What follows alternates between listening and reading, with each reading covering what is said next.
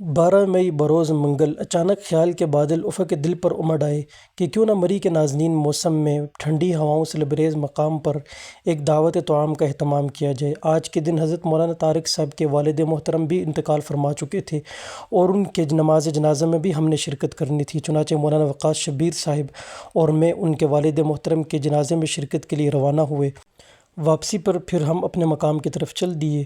عصر کی نماز ہالیڈے کی خوبصورت چھوٹی سی مسجد میں ادا کی، جہاں پر مدرسہ عباسیہ کے طلباء کرام بھی موجود تھے، اور نماز پڑھنے کے بعد ہم اگلی منزل کی طرف رواں دواں۔ ہمارا فیصلہ یہ ہوا تھا کہ شام 4 بجے کے بعد کشمیر پوائنٹ کے سبز و خراماں ٹریک پر فلک بوس درختوں کی چھاؤں میں، دھوپ اور چھاؤں کے کھیل کے بیچ، بلبلوں کی نغمگی میں اور فضا کی مہک میں ہم مل بیٹھیں گے اور ایک یادگار لمحہ خوبصورت طعام کی صورت میں قید کریں گے۔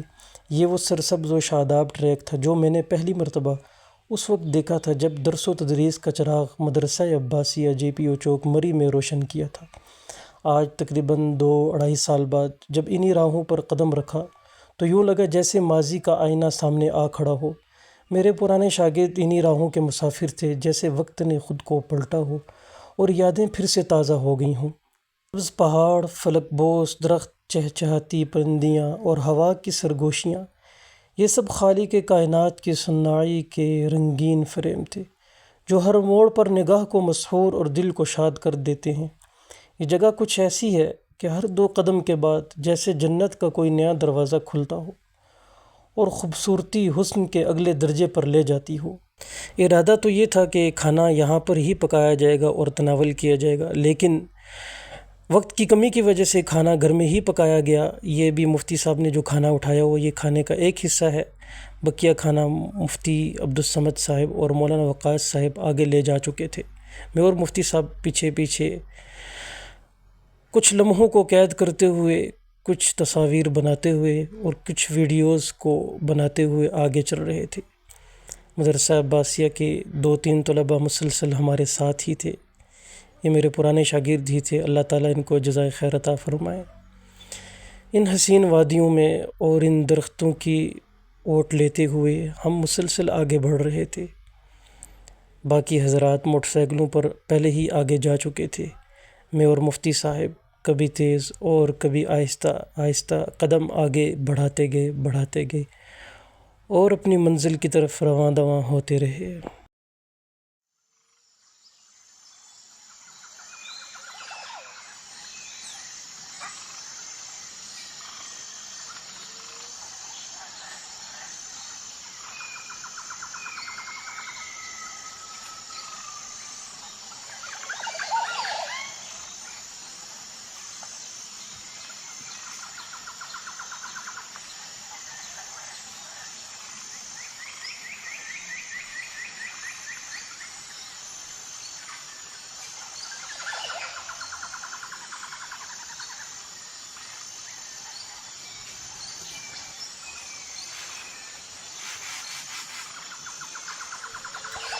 ابھی جس جگہ پر ہم پہنچ چکے ہیں، یہ جگہ آگے آپ کھلا میدان دیکھیں گے، بڑی ہی خوبصورت جگہ ہے۔ یہاں پر کشمیر پوائنٹ کے کچھ مقامی لوگ بھی کھیلتے ہیں اور مدرسہ کے طلباء کرام بھی کھیلتے ہیں، مگر ظلم یہ ہے کہ یہاں پر مدرسہ کے طلباء کو جگہ نہیں دی جاتی۔ اکثر و بیشتر بیچارے طلباء یہاں پر آ کر یوں ہی واپس چلے جاتے ہیں۔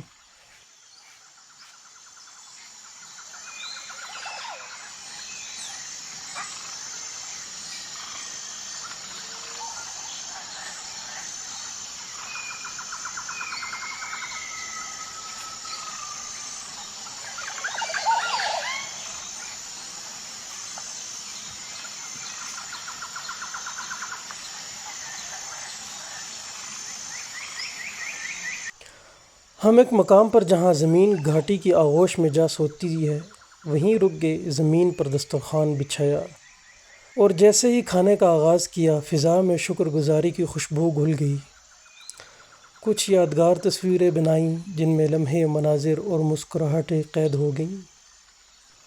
دن بھر کی بھوک پیاس لیے یہ بھوکے ایسے ٹوٹے جیسے منگول اس زمانے میں مختلف قبائل پر ٹوٹا کرتے تھے۔ جب سورج شام کے پردے میں لپٹنے لگا اور افق پر اس کی زریں کرنیں آخری بار جھلک دکھا رہی تھی تو واپسی کی راہ لی۔ جوں جوں شام کے سائے لمبے ہونے لگے، منظر اور بھی دل کو لبھانے لگا، گویا قدرت نے شام کے دوپٹے پر موتی ٹانک دیے ہوں۔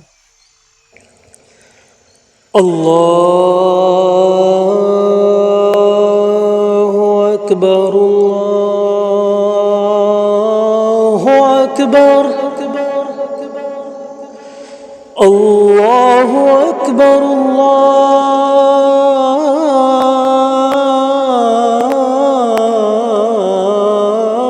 اللہ اکبر۔ مغرب کی نماز پھر سے ہالیڈے مسجد میں ادا کی، جہاں سکون کی لہر دل میں اترتی چلی گئی۔ مغرب کی نماز ادا کرنے کے بعد کچھ ہی قدم آگے بڑھے تھے کہ ایک گھڑ سوار جو کہ حضرت مولانا وقاص صاحب، مفتی رمضان ولی صاحب اور مفتی عبدالصمد صاحب کے عقیدت مند تھے، سامنے آئے اور محبت بھرے لہجے میں عرض کیا، چند لمحے گھڑ سواری بھی کر لیجیے۔ یوں قدرت کا ایک نیا روپ، ایک نیا منظر ہمارے کیمروں میں قید ہو گیا۔ یوں کچھ تصاویر یہاں لی، کچھ ویڈیوز یہاں پر بنائی، گھڑ سواری کی، ان محترم کی محبتوں کو سمیٹا، ان کو دعائیں دی۔ اس کے بعد قاری یاسر صاحب کے پاس چائے نوش کی، پھر گھر کی جانب ہم روانہ ہوئے۔ موچی منڈی کراس کی اور مصباح خانے کے اوپر سے گزرتے ہوئے مسیاڑی کے گھروں کی چمکتی روشنیاں گویا زمین پر اترے ہوئے ستارے لگ رہے تھے۔ ٹوپا ڈنہ کی پہاڑیوں کے پس منظر سے چاند اپنے نور کا دامن پھیلائے ایسے ظاہر ہوا جیسے آسمان کا شہزادہ ہمیں الوداع کہنے آیا ہو۔